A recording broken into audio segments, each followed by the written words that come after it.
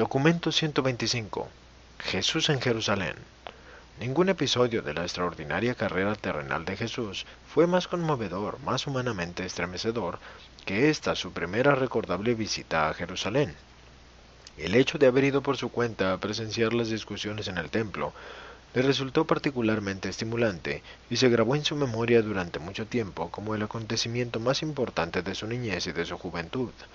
Fue esta su primera oportunidad de disfrutar de unos pocos días de vida independiente, el regocijo de ir y venir, sin sujeción ni restricciones. Este breve periodo de vivir a su antojo, durante la semana siguiente a la Pascua, representó la primera total liberación de las obligaciones que hubiera disfrutado jamás.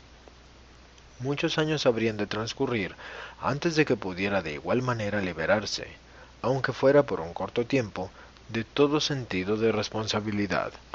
Las mujeres rara vez iban a Jerusalén para la Pascua, pues no era de rigor que hicieran acto de presencia. Sin embargo, Jesús virtualmente rehusó ir a menos que los acompañara su madre. Cuando ella finalmente decidió ir, muchas otras nazarenas se sintieron motivadas a emprender el viaje, de manera que la expedición pascual estuvo compuesta del mayor número de mujeres que jamás había ido de Nazaret a la celebración pascual, en relación con el número de hombres. Camino a Jerusalén, los viajeros entonaban por momentos el Salmo 130. Desde el momento en que salieron de Nazaret hasta que llegaron a la cima del Monte de los Olivos, Jesús sintió el apremio de una prolongada expectativa. En el transcurso de su alegre infancia, había escuchado con reverencia las alusiones a Jerusalén y su templo. Por fin podría contemplarlos con sus propios ojos, desde el Monte de los Olivos y más tarde desde afuera. Al observarlo más de cerca, el templo era todo lo que él esperaba y más, pero al traspasar los sagrados pórticos comenzó la gran desilusión. En compañía de sus padres, Jesús atravesó los recintos del templo para reunirse con el grupo de nuevos hijos de la ley que estaban a punto de ser consagrados ciudadanos de Israel. Sintió el primer desencanto por el comportamiento general de las multitudes que llenaban el templo, pero la primera gran conmoción del día se produjo cuando su madre tuvo que dejarles para dirigirse al atrio de las mujeres. A Jesús nunca se le había ocurrido que su madre no le acompañaría en las ceremonias de consagración, y mucho le indignó que ella tuviese que sufrir tan injusta discriminación. Aunque estaba muy resentido por este hecho, nada dijo, excepto unas palabras de protesta a su padre. Pero mucho pensó y muy profundamente reflexionó, tal como lo demostrarían las preguntas que hizo a los escribas y maestros una semana después. Participó en la ceremonia de la consagración, pero le decepcionó su naturaleza rutinaria, casi mecánica. Echaba de menos ese interés personal que caracterizaba las ceremonias de la sinagoga de Nazaret. Luego de regresar para saludar a su madre, se preparó para acompañar a su padre en su primer recorrido del templo y de sus varios patios, atrios y corredores. Los recintos del templo podían dar cabida a más de 200.000 creyentes a la vez. Y aunque la vastedad de estos edificios, en comparación con cualquiera que hubiera visto nunca, causó una gran impresión en su mente, más le intrigaba la contemplación de la significación espiritual de las ceremonias del templo y el culto que con éstas se asociaba. Aunque muchos de los rituales del templo conmovieron vivamente su sentido de lo bello y lo simbólico, la explicación del verdadero significado de estas ceremonias que le daban sus padres respondiendo a muchas preguntas curiosas le desilusionaba una y otra vez. Jesús simplemente no podía aceptar las explicaciones de culto y devoción religiosa basadas en la idea de la ira de Dios o de la cólera del Todopoderoso. Después de la visita al templo, mientras seguían conversando sobre estos asuntos, su padre le insistía suavemente que se aviniera a aceptar las creencias ortodoxas judías. Jesús se volvió repentinamente hacia sus padres y fijando la mirada llena de fervor en los ojos de su padre le dijo: «Padre, no puede ser verdad. No es posible que el Padre Celestial considere de este modo a sus hijos descarriados en la tierra. No es posible que el Padre Celestial ame menos a sus hijos de lo que tú me amas a mí. Yo bien sé que tú nunca darías rienda suelta a tu cólera, derramando tu ira sobre mi cabeza, sean cuales fueran las necedades que yo pudiera cometer. Si tú, mi Padre terrenal, posees ese reflejo humano de lo divino, cuánto más lleno de bondad y rebosante de misericordia deberá ser el Padre celestial. Me niego a creer que mi Padre que está en los cielos me ame menos que mi Padre que está en la tierra. Al oír José y María estas palabras de su hijo primogénito, guardaron silencio. De allí en adelante, no trataron nunca más de cambiar sus ideas sobre el amor de Dios y la misericordia del Padre Celestial. Jesús visita el templo. Al recorrer los patios del templo se encontró Jesús por doquier, con un espíritu de irreverencia que le llenó el corazón de disgusto y pesadumbre. Juzgaba que la conducta de las multitudes no armonizaba con el hecho de que estaban presentes en la casa de su Padre.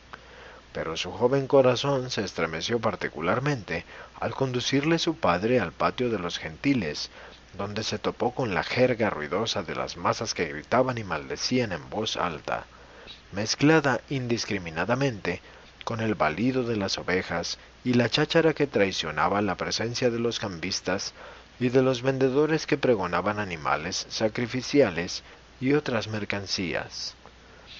Pero por sobre todo su sentido de la decencia se sublevaba a la vista de las frívolas cortesanas que deambulaban dentro del recinto del templo.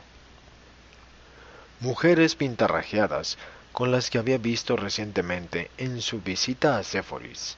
Esta profanación del templo suscitó su plena indignación juvenil, que no titubeó en expresar libremente a José. Jesús admiraba el concepto y el oficio del templo, pero le acongojaba la fealdad espiritual que descubría en el rostro de tantos adoradores desconsiderados.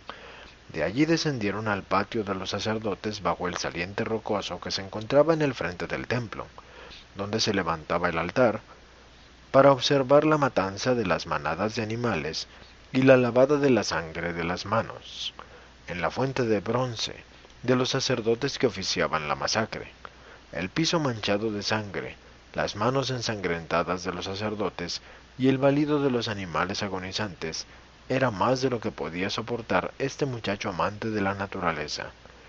El terrible espectáculo descompuso al joven nazareno. Aferrando la mano de su padre, le imploró que se lo llevara de allí. Regresaron cruzando el patio de los gentiles, y las risas groseras y las bromas profanas de la multitud le parecieron más soportables que lo que acababa de presenciar. Al ver José de qué manera había afectado a su hijo los ritos del templo, prudentemente lo llevó a ver la hermosa puerta, la artística puerta de bronce corintio. Pero Jesús ya había visto bastante para esta primera visita al templo. Regresaron pues al patio superior en busca de María y salieron a caminar al aire libre. Distanciándose por 1 hora de la multitud, contemplaron el palacio Asmoneo, la imponente residencia de Herodes y la torre de los guardias romanos. Durante este paseo, José explicó a Jesús que sólo los habitantes de Jerusalén podían presenciar los sacrificios diarios en el templo, y que los galileos tan solo concurrían al templo 3 veces por año para participar de las ceremonias, en la Pascua, en la fiesta de Pentecostés, 7 semanas después de Pascua, y en octubre para la fiesta de los tabernáculos. Estos festivales habían sido establecidos por Moisés. Hablaron también de las 2 fiestas establecidas con posterioridad, la de la dedicación y la de Purim. Después regresaron a su albergue y se prepararon para la celebración de la Pascua.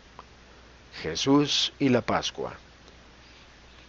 5 familias de Nazaret habían sido invitadas por la familia de Simón de Betania para celebrar la Pascua. Simón había comprado el cordero pascual para compartirlo con sus invitados. El sacrificio de un número tan enorme de estos corderos es lo que tanto había afectado a Jesús en su visita al templo. José y María habían pensado festejar la Pascua con los parientes de María, pero Jesús persuadió a sus padres de que aceptaran la invitación de ir a Betania. Esa noche se reunieron para los ritos de la Pascua, comiendo la carne asada con pan ácimo y hierbas amargas. Se le pidió a Jesús, como noble hijo del pacto, que relatara la historia del origen de la Pascua. Así lo hizo, pues, desconcertando sin embargo un poco a sus padres, con comentarios que reflejaban suavemente las impresiones captadas por su mente joven, pero lúcida, de lo mucho que tan recientemente había visto y oído. Esta cena marcó el comienzo de los 7 días de ceremonias de la fiesta pascual. Ya en esta parte de su vida, aunque nada dijo a sus padres sobre estos asuntos, Jesús había comenzado a darle vueltas en la cabeza a la idea de celebrar la Pascua sin el Cordero sacrificado. Estaba plenamente seguro de que el Padre Celestial no se complacía en este espectáculo de ofrendas sacrificatorias, y con el paso de los años estaba cada vez más determinado de que algún día establecería una celebración incruenta de la Pascua. Esa noche Jesús durmió muy poco. Su descanso se vio gravemente turbado por horribles pesadillas de matanzas y sufrimientos. Su mente estaba perturbada y su corazón torturado por los elementos contradictorios y absurdos que descubría en la teología de todo el sistema ceremonial judío. Sus padres tampoco pudieron dormir, estaban muy desconcertados por los acontecimientos del día que acababa de terminar. El corazón y la mente de ellos estaban perturbados por la actitud, según ellos, extraña y empecinada del mancebo. María pasó la primera mitad de la noche en gran agitación, mientras José se mantenía calmo, aunque estaba igualmente perplejo.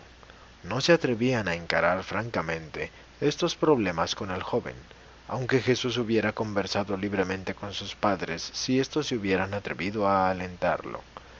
Al día siguiente, las ceremonias en el templo fueron más aceptables para Jesús, borrando en parte los recuerdos desagradables del día anterior. A la mañana siguiente, el joven Lázaro se hizo cargo de Jesús. Juntos emprendieron una exploración sistemática de Jerusalén y sus alrededores. Antes de que acabara el día, Jesús ya había descubierto los varios sitios alrededor del templo en los que se daban cursos y conferencias de enseñanza y se respondía a las preguntas de los asistentes. De allí en adelante, aparte de unas cuantas visitas al Santo de los Santos para contemplar el velo de separación, preguntándose qué era lo que realmente se ocultaba tras el mismo, Jesús pasó la mayor parte de su tiempo en torno al templo, asistiendo a dichas conferencias docentes. Durante toda la semana de Pascua, Jesús ocupó su lugar entre los nuevos hijos de los mandamientos, o sea, debía sentarse fuera de la baranda divisoria que separaba a los que no disfrutaban de la plena ciudadanía de Israel. Habiéndosele así recordado su juventud, se abstuvo pues Jesús de hacer las muchas preguntas que acudían una y otra vez a su mente. Por lo menos, se abstuvo hasta que concluyera la celebración de la Pascua y se levantaran las restricciones impuestas sobre los jóvenes recién consagrados. El miércoles de la semana de Pascua le permitieron a Jesús ir a la casa de Lázaro para pasar la noche en Betania. Esa noche escucharon Lázaro, Marta y María las palabras de Jesús sobre asuntos temporales y eternos, humanos y divinos, y desde aquella noche los tres lo amaron como si hubiera sido su propio hermano. Para el fin de la semana Jesús vio menos a Lázaro, puesto que éste no tenía derecho a entrar ni siquiera en el círculo exterior de las discusiones del templo, aunque asistía a algunas de las charlas públicas dictadas en los patios externos.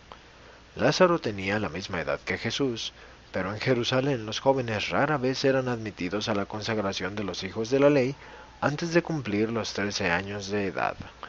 Una y otra vez, durante la semana pascual, los padres de Jesús lo encontraban sentado a solas con su cabeza joven entre las manos, profundamente pensativo.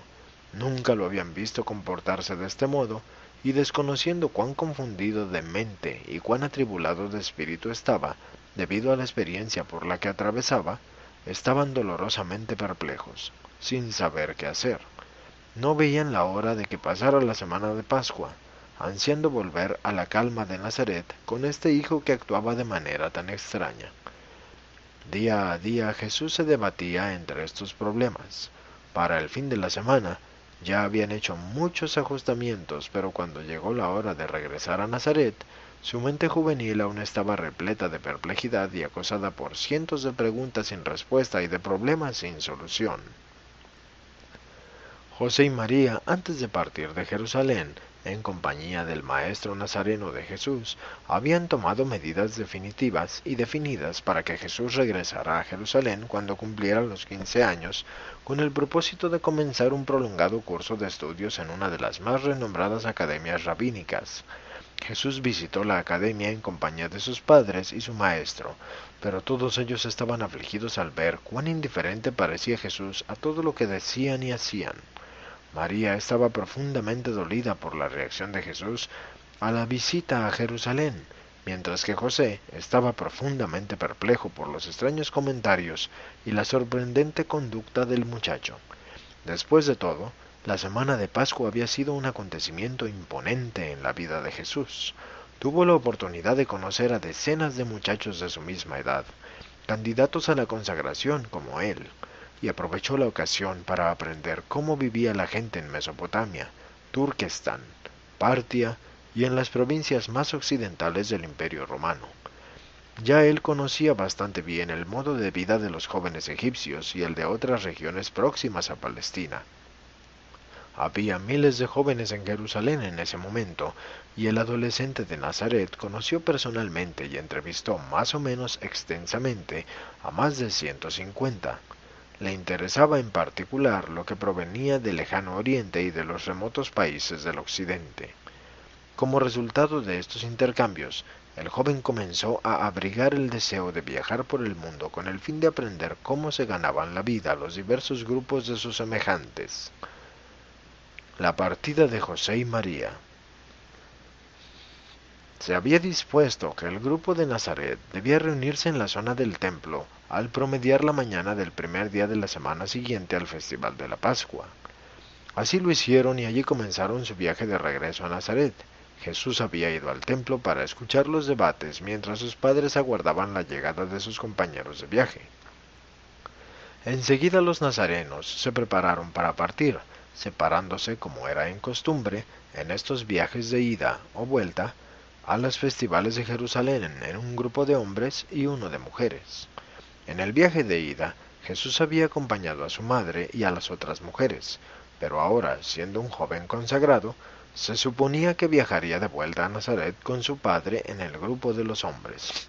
Sin embargo, al emprender los nazarenos el camino de regreso hacia Betania, Jesús aún se encontraba en el templo, tan absorto en escuchar una discusión sobre los ángeles, que había perdido completamente la noción del tiempo, y se le pasó la hora indicada para partir con sus padres. No se dio cuenta de que se había quedado atrás hasta el receso del mediodía de los debates en el templo. Los viajantes nazarenos, por su parte, tampoco se dieron cuenta de la ausencia de Jesús, porque María suponía que él se había integrado al grupo de los hombres, mientras que José pensaba que viajaría con las mujeres, puesto que en el viaje de ida había ido con ellas, conduciendo el asno de María. Así pues, no descubrieron la ausencia de Jesús hasta llegar a Jericó, y prepararse para pasar la noche. Después de preguntarles a los rezagados que iban llegando a Jericó, y de enterarse de que ninguno de ellos había visto a su hijo, pasaron una noche sin reposo haciendo conjeturas de toda índole sobre qué podía haberle ocurrido a Jesús, rememorando a la vez sus extrañas reacciones ante los acontecimientos de la semana pascual y regañándose suavemente el uno al otro por no haberse asegurado de la presencia en el grupo antes de salir de Jerusalén. El primer y el segundo día en el templo. Entretanto, Jesús había permanecido en el templo durante toda la tarde, escuchando las discusiones y disfrutando de una atmósfera más apacible y decorosa. Puesto que las grandes multitudes de la semana de Pascua casi habían desaparecido, al concluir las discusiones de la tarde, en ninguna de las cuales participó Jesús, se dirigió a Betania, llegando precisamente cuando la familia de Simón se disponía a sentarse a la mesa. Los tres jóvenes se regocijaron mucho de ver a Jesús, el cual pasó la noche en casa de Simón. Poco participó en las conversaciones esa velada, permaneciendo en cambio a solas largo rato en el jardín, sumido en sus meditaciones. Al día siguiente Jesús se levantó temprano, dirigiéndose al templo. En la cresta del Monte de los Olivos se detuvo y lloró. El espectáculo que se desenvolvía ante sus ojos. El de un pueblo espiritualmente empobrecido, encadenado por las tradiciones, viviendo bajo la vigilancia de las legiones romanas. Al promediar la mañana, se encontraba en el templo, decidido a tomar parte en los debates. Mientras tanto, José y María también se habían levantado al amanecer con la intención de desandar el camino a Jerusalén. Primero acudieron apresuradamente a la casa de sus parientes, en la que todos ellos se habían hospedado durante la semana pascual, pero por averiguaciones dedujeron de hecho que nadie había visto a Jesús. Después de buscar todo el día sin hallar rastros de él, regresaron a la casa de sus parientes para pasar la noche. En la segunda conferencia, Jesús se atrevió a hacer algunas preguntas, participando de un modo sorprendente en las discusiones del templo, aunque siempre respetuoso, como correspondía a su corta edad. En ocasiones, sus preguntas directas ponían en aprietos a los eruditos maestros de la ley judía. Pero tan clara e ingenuamente se manifestaba su noción sincera de la justicia, y tan evidente era su sed de conocimiento, que casi todos los maestros del templo estaban dispuestos a tratarle con la mayor consideración. Pero cuando se atrevió a poner en tela de juicio la justicia en la pena de muerte para un gentil que embriagado se había salido del patio de los gentiles penetrando inadvertidamente en los recintos prohibidos, supuestamente sacros del templo, uno de los maestros más intolerantes se impacientó con la crítica implícita del muchacho, y fulminándolo con la mirada desde su imponente altura, le preguntó cuántos años tenía. Jesús replicó: 13 años, aunque me falta un poco más de 4 meses para cumplirlos. Entonces, reiteró el airado maestro, ¿qué haces aquí si ni siquiera tienes edad suficiente para ser hijo de la ley? Al explicar Jesús que había sido consagrado durante la Pascua y que era un estudiante graduado de las escuelas de Nazaret, los maestros replicaron al unísono con aire burlón: haberlo sabido es de Nazaret. Pero el jefe arguyó que Jesús no tenía la culpa si los dirigentes de la sinagoga nazarena le habían permitido que se graduara formalmente a los 12 años en lugar de a los 13. Aunque varios de sus detractores se levantaron y se fueron, se dictaminó pues que el muchacho podía seguir asistiendo como alumno a las discusiones en el templo. Al acabar su segunda jornada en el templo, nuevamente fue Jesús a Betania para pasar la noche, nuevamente salió al jardín para meditar y orar, y bien se podía ver que su mente se debatía bajo el peso de problemas muy serios. El tercer día en el templo. Durante esta tercera jornada de Jesús en el templo con los escribas y maestros, se reunió en la sinagoga una muchedumbre curiosa, pues se había corrido la voz de la presencia de este mancebito de Galilea que confundía a los sabios de la ley. También vino Simón desde Betania, para ver qué estaba haciendo el muchacho. Durante toda la jornada José y María seguían buscando ansiosamente a Jesús, e incluso llegaron a entrar varias veces al templo, pero no se les ocurrió acercarse a los diversos grupos de discusión, aunque en una ocasión se encontraban casi al alcance de la fascinante voz del joven. Antes de que terminara el día, la atención del grupo de debate principal del templo estuvo monopolizada por las preguntas de Jesús. Algunas de estas preguntas eran: ¿qué es lo que hay realmente en el Santo de los Santos, detrás del velo? ¿Por qué las madres de Israel deben separarse de los creyentes varones en el templo? Si Dios es un padre que ama a sus hijos, ¿por qué tanta matanza de animales para ganar el favor divino? ¿Es que se han interpretado erróneamente las enseñanzas de Moisés? Puesto que el templo está dedicado al culto del Padre Celestial, ¿no resulta incongruente permitir allí la presencia de los que se dedicaban a los negocios y comercios seculares? ¿Será el esperado Mesías un príncipe temporal que ocupe el trono de David, o será más bien la luz de la vida en el establecimiento de un reino espiritual? Durante la entera jornada se admiraron los espectadores de estas preguntas, y nadie estaba más atónito que Simón. Durante más de 4 horas este joven nazareno acosó a los maestros judíos con preguntas que estimulaban el intelecto y obligaban al examen de la conciencia. Hizo pocos comentarios sobre las observaciones de sus mayores, transmitía sus enseñanzas con las preguntas que hacía.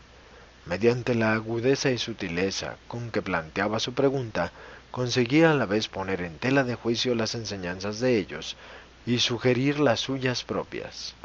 Había tan encantadora combinación de sagacidad y humor en su forma de preguntar, que suscitaba la simpatía aun entre aquellos que resentían en mayor o menor grado su juventud. Al hacer estas preguntas penetrantes, su tono se mantenía en todo momento altamente imparcial y considerado. En esta tarde memorable en el templo, se mostró tan reacio a derrotar a los opositores por medios desleales como se mostraría siempre en su subsecuente ministerio público.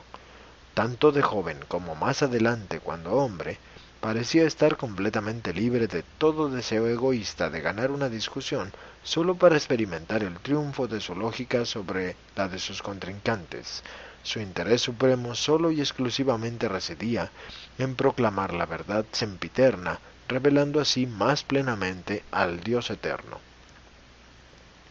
Al terminar el día, Simón y Jesús se dirigieron de regreso a Betania, y durante la mayor parte del camino el hombre y el niño callaron.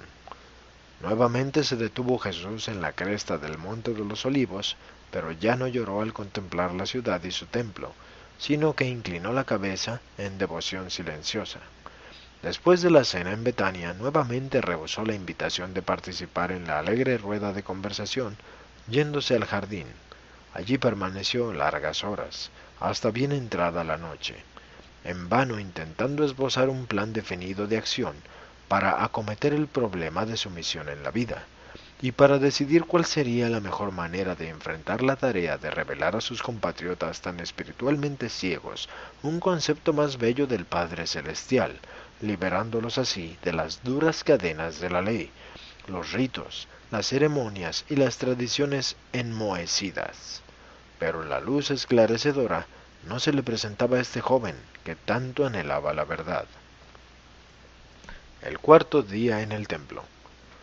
Jesús estaba extrañamente despreocupado de sus padres terrenales, aun cuando durante el desayuno la madre de Lázaro le comentó que sus padres debían ya estar por llegar al hogar. No se le ocurrió a Jesús que tal vez estarían un poco preocupados por su ausencia. Se dirigió nuevamente al templo, esta vez sin detenerse en la cresta del monte de los olivos para meditar. Mucho se habló esa mañana de la ley y de los profetas, y los maestros se asombraron de los extraordinarios conocimientos de Jesús sobre las Escrituras, tanto en hebreo como en griego. Pero más les asombraba su juventud que su acontecimiento de la verdad y su conocimiento como tal.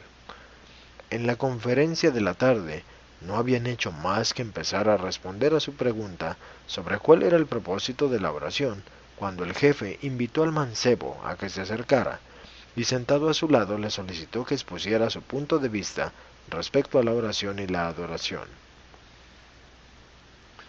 La noche antes, los padres de Jesús habían oído hablar de este extraño mancebo que tan hábilmente se ponía a la altura de los intérpretes de la ley, pero no se les había ocurrido que ese joven fuera su hijo.